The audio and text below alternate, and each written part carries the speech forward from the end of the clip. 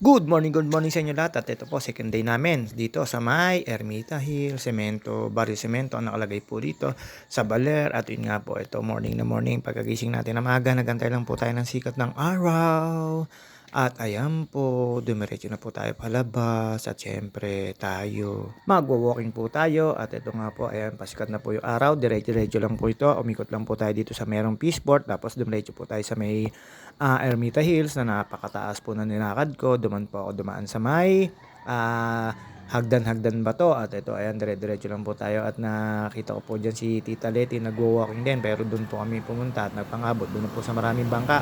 At dito po may napakasariwa po na mabibili yung isda. At napakasarap po ngayon ng aming kakainin. Puro sariwang isda. At dito po ako nakakita ng lapis na puset. Yun po ang pagkaalang kong tawag doon. Tapos ito yan, dire-diretso lang po tayo. Medyo maaga pa po at marami na po naguhuntahan dito. Dumiretso bang po tayo dito. At pumunta rito sa may ponduhan ng bangka. Pero hindi pa pala po dito yung pinakaponduhan. Dito lang po yung mga nagpaparada.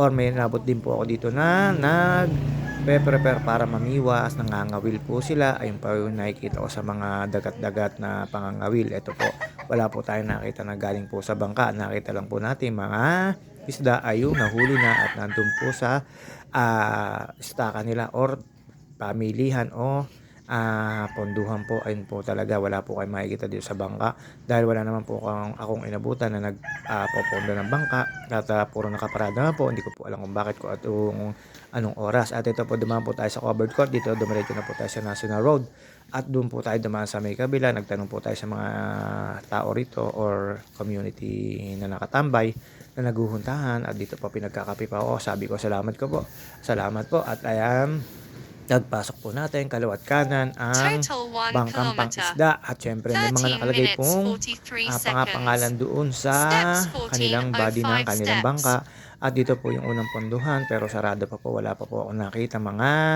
nagtitinda ng isda. Ito yung po yung puga sa tabang. Rigudon po ba ang tawag doon? Yung tagapagtinda. Pag umahon po, ayan, nakita nyo naman po puro po cooler. Wala pa po mga naka-display. At syempre, ito dito po ay bumaba na po tayo. Nag-decide akong bumaba para papunta po ng karagatan. At dito po inabot si Tita Leti. At yun nga po, ito, dire-diretso lang po tayo dyan. Ayan, nakita nyo lang po yung lalaki ng bangka. Lahat po yan ay pumapondo dyan. Hindi ko lang po alam kung sila ay galing ng dagat or wala pa. Kasi po, pagkakalang ko ay medyo maliwanag ang buwan. Kaya sila ay hindi masyado naglaladagat. Pero may nakita po ako mga maliliit na dagat na pandagat, mga isda, fisherman, na nagpe-prepare po papunta pong laot. Ang sabi po sa akin nung isa ay mangangawil daw po sila at pinipili po nila yung pangangawil at ang pain nila ay yung ding pong isda na hiniwa-hiwa. Totoo po pala yan. Nakita nyo po yung pangalan nung bangka na meron pong baler number. Tapos ayan, dire-diretso po tayo. Isa po kulay ng kanilang mga bangkaan. Hindi ko po alam kung bakit po ganyan ang kulay ng kanilang bangka na may parang red. Ayan, dahan-dahan lang po tayo. Napakasarap po maglakad dito sa tabing dagat. Kaya lang syempre dudumi yung iyong sapatos gawa na buhangin. At ayan po yung makikita nyo po. Ayan, nakapondo po lahat sila. Hindi ko po alam kung galing na po ba sila sa dagat o papaalis pa lang po. At kagabi po kahapon ay ganyan nakita ko na rin po sila. Dito po habang naglalakad tayo at nakita po natin yan nagte-testing ng bangka. Nakita ko po dito pagka malalaking bangka ay dalawa po ang LC. Pero bibira din po yung motor. Narinig ko, binibira lang din po at inaayos nila. At syempre, pagkatapos ko po mag-walking dito, ayan, tinanong ko na po si Kuya. Laot daw po sila.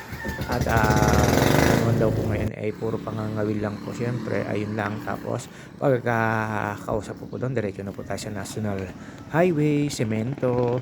At umikot na po tayo dito. At dito na po tayo tinuro ng mga tao po rito na pumalik daw po ako sa Ermita Hills.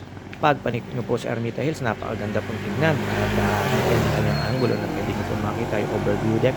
Overviewing po talaga, napakaganda po. Ito po yung una nating tinaan. Ayan po, papanik po tayo. Medyo nakakahingal po. Ito po gusto natin. At naka 8,000 steps naman po tayo. Sabay uwi po. At nung pauwi naman po, nakita ko naman po si Tita Den at Tita Leti. Kaya binibigyan ko yung binili nilang isda at siyempre alam niyo naman po, nagpaplano pa po sila kung saan kami Workout gagala. paused. Medyo nakakainip lang po dito pagka maghapon pero siyempre puwede naman po talaga dito at napakaganda po ng Workout rest house resumed. dito, yung tinitigilan namin ay talagang nasa tabing in front of, beach resort. Nakita niyo naman po nandun ako sa terrace nung aming tinitigilan, napakasarap po tumigil dito. Ayan, nagpaalam na lang po ako sagad, 'di na po ako siningil, may ₱15 environmental fee at, eto na po papanig na po tayo sa Ermita Hills.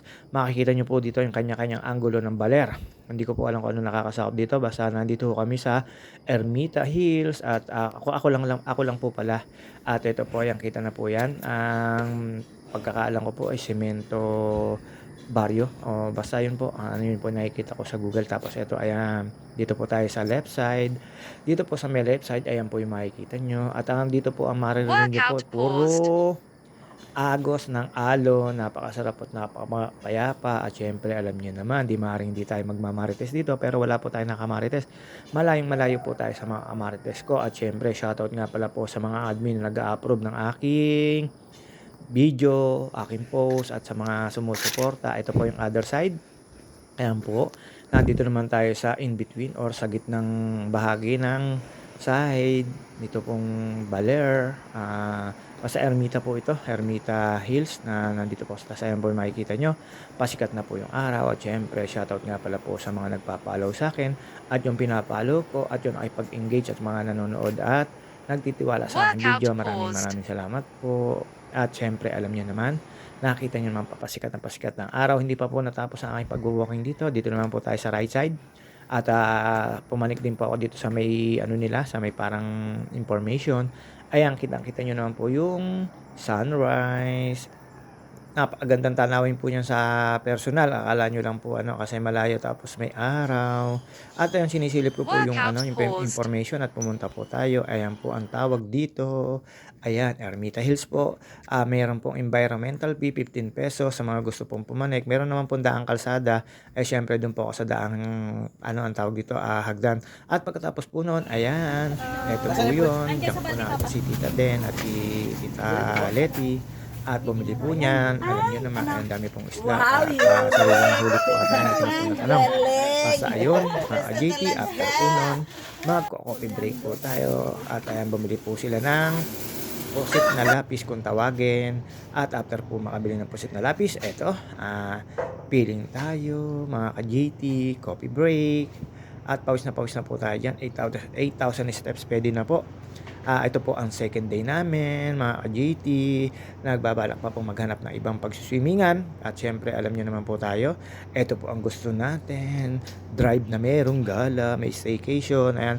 Napakabibigat po niyan, purong kahoy po yan, kaya kung sasabihin niyo ba baka malipad ng hangin, patingin ko mahihirapan po yung hangin, maliban lang po talaga yung malakas na malakas o typhoon talaga yung hangin, mararanasan dito. Ayan, nakita niyo naman po, purong glass po yan, napakasarap pong tumambay habang Wow. nagkakape rito. Siyempre alam niyo naman po tayo, chill-chill lang. Tapos ganyan po makikita yung dagat sa umaga. At ayun nga po, see you on my next video. Babus mga ka-JT, magre-relax po muna tayo. Second day po namin dito sa Baler. Napakasarap pong puntahan, kaya lang po siyempre kailangan meron kayo ditong